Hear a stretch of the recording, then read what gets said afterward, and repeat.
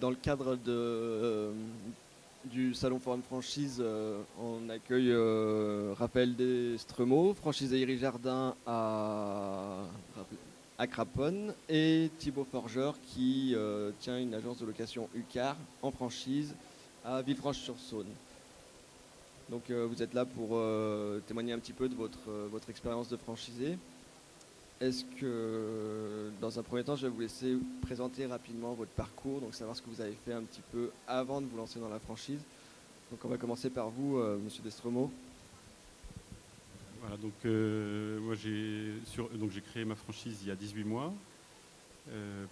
Auparavant, j'ai travaillé pendant 15 ans dans la grande distribution chez Decathlon, Auchan et le Leroy Merlin. Monsieur Forgeur. Ouais. Donc pareil, j'ai été toute ma jeune carrière dans la location de voitures chez Avis, Sixt, Europcar. Et avec mon frère, on a décidé de se lancer, de monter notre franchise à nous depuis 2 ans. D'accord, donc la création d'entreprise, c'est quelque chose que c'est un projet que vous avez toujours eu ou ça vous est venu qu'est-ce qui vous a motivé à créer votre entreprise? Alors, c'est vrai que moi, je réfléchissais depuis plusieurs années à créer une entreprise, ou à reprendre une entreprise. Mais initialement, je n'avais pas imaginé le faire sous forme de franchise. Et puis, donc, au fil de mes recherches, j'ai rencontré justement le franchiseur Iri Jardin. C'était dans un cadre informel, par l'intermédiaire d'un de mes amis. Et puis ensuite, j'étais à un premier rendez-vous. Et puis assez vite, j'ai compris que ça serait une façon de monter mon entreprise qui fonctionnerait. Et donc, je me suis lancé. Qu'est-ce qui vous motive dans l'entrepreneuriat? Dans l'entrepreneuriat, effectivement, donc ça c'est plus global, en dehors de la franchise, c'était effectivement de pouvoir créer un projet, de le faire grandir, et puis d'avoir un peu la main sur ma destinée. D'accord. De votre côté? Ouais, c'est ça, être son propre patron. Être son propre patron, diriger son agence. Pourquoi avoir choisi le réseau UCAR? Donc nous, on souhaitait nous installer sur Lyon. On souhaitait s'installer sur Lyon. Et donc après, on avait le choix entre 3 franchiseurs. On avait UCAR, FranceCar et le troisième, c'était Rent-A-Car. Et on a tout simplement mis sur un papier les plus et les moins de chacun des franchiseurs après avoir fait des rendez-vous avec chacun d'entre eux. Et on a choisi logiquement UCAR qui prône le low cost en France et qui a remplacé ADA par rapport à ça, qui est le nouveau... la nouvelle enseigne low cost dans la location de voiture. D'accord. Pourquoi excusez-moi, j'ai perdu le fil. Pourquoi non, oui, voilà. Pourquoi avoir c'est une volonté de votre part de choisir un réseau de franchise plutôt que de créer votre propre affaire? Vous pouvez créer votre propre affaire si vous êtes millionnaire. Moi, en tout cas, dans mon métier, si on veut être financé des véhicules, donc pouvoir avoir une flotte de 15 véhicules du jour au lendemain pour commencer à travailler, on ne peut pas acheter nous-mêmes 15 véhicules qui valent entre 15 et 30 000 euros chacun. L'accompagnement du franchiseur, c'est pour nous principalement, alors certes il y a l'enseigne, il y a le site internet, il y a les réservations par internet, etc. Mais c'est surtout et aussi pour pouvoir être financé des véhicules. Pour le stock en fait. Et de votre côté, qu'est-ce qui vous a poussé à choisir la franchise plutôt que de vous lancer en solo? Alors, c'est vrai que dans les supports d'un franchiseur, pour le franchisé, dans un premier temps, il y avait toute la partie formation, puisque c'est un métier qui est assez technique. Donc, il fallait quand même avoir la formation technique. Donc, moi, pendant pratiquement 5 mois, je suis parti au siège de la franchise avec toute une promo de franchisés pour me former. Et puis ensuite, l'autre accompagnement, c'est aussi la recherche des locaux. C'est vrai que le réseau Iri Jardin avait aussi un petit peu ses entrées pour trouver des locaux. Moi, j'avais aussi cherché de mon côté, mais de ce côté-là, ils m'ont bien aiguillé.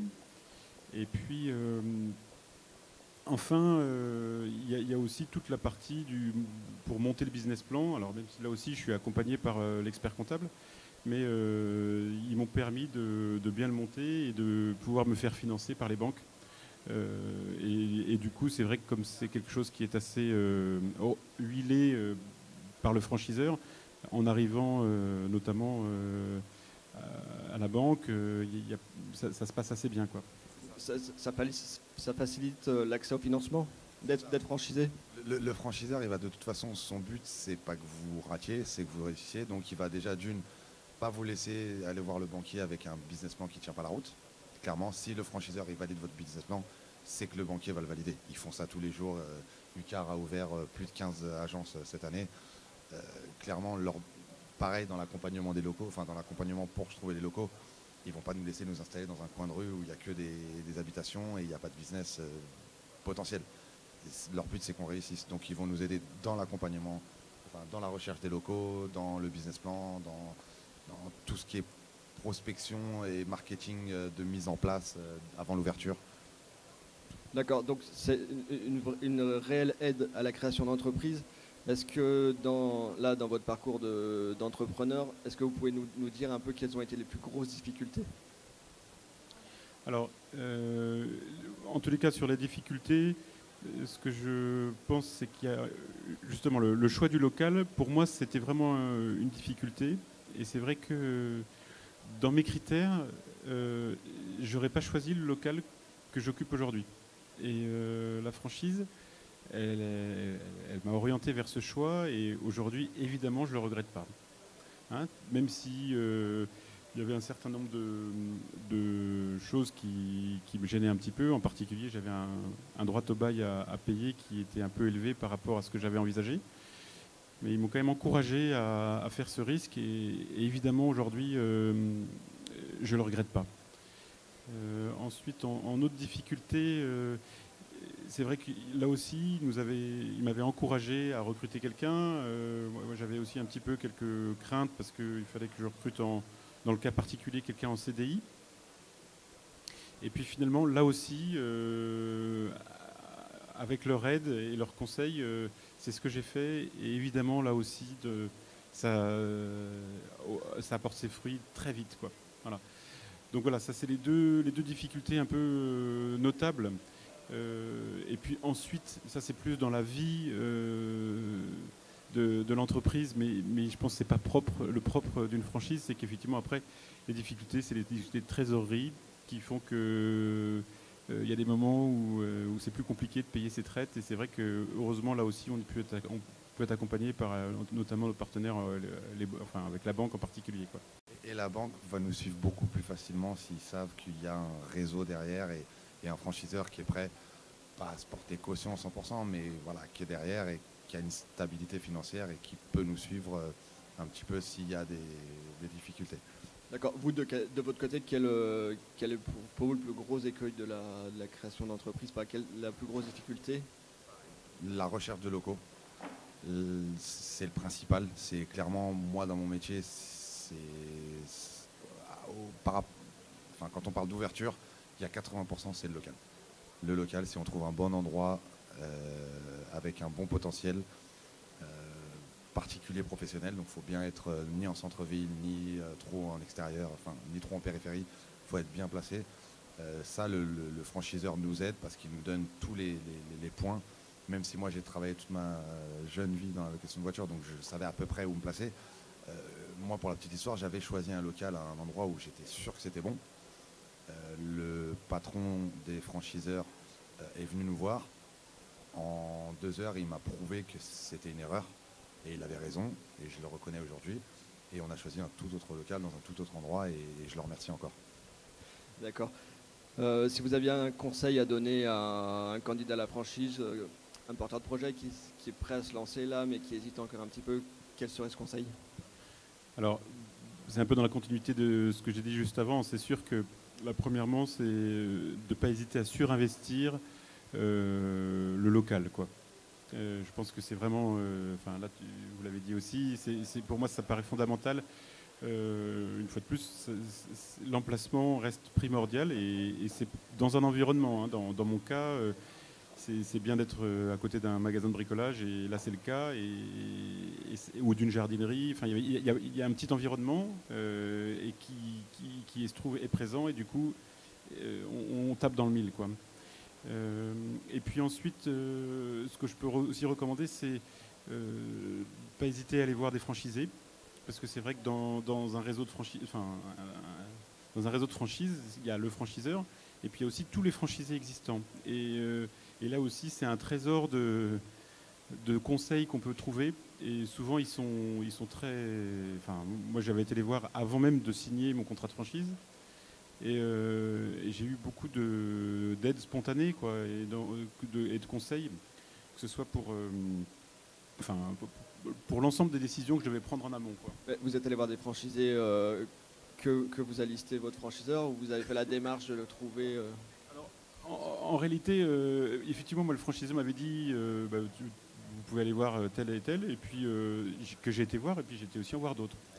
Et c'est vrai que ça permet d'avoir justement les échos de l'ensemble des franchisés, et puis au final, c'est assez juste, quoi, comme retour. Et puis en plus de ça, ça permet de créer des liens qui restent après avoir ouvert, quoi. D'accord, vous semblez d'accord? L'entraide entre franchisés, effectivement, il a raison sur l'entraide entre franchisés. Et bien entendu, il ne faut pas aller voir que les franchisés que le franchiseur sur lesquels il nous a aiguillés, forcément. En ce qui concerne le surinvestissement dont tu parlais sur le local, oui, mais faire attention aussi quand même. Bien entendu, le franchiseur est là pour nous aider. Maintenant, le franchiseur, il ne connaît pas toutes les régions de France par cœur. Il ne connaît pas les caractéristiques de chaque ville, Donc il faut quand même avoir son ressenti personnel par rapport au potentiel de l'endroit, de la région, etc. Et ne pas se lancer les yeux fermés par rapport à ce que nous dit le franchiseur aussi.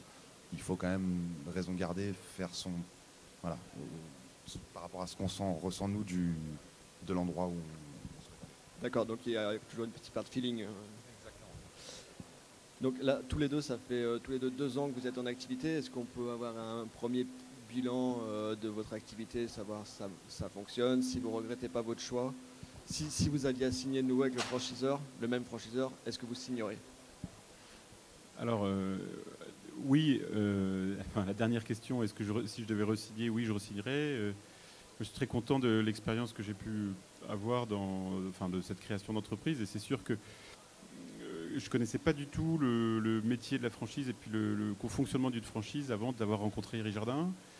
Et effectivement, moi je me rends compte que ça m'a permis de créer mon entreprise très facilement, de pouvoir obtenir, de faire mon business plan, de pouvoir obtenir l'accompagnement de la banque.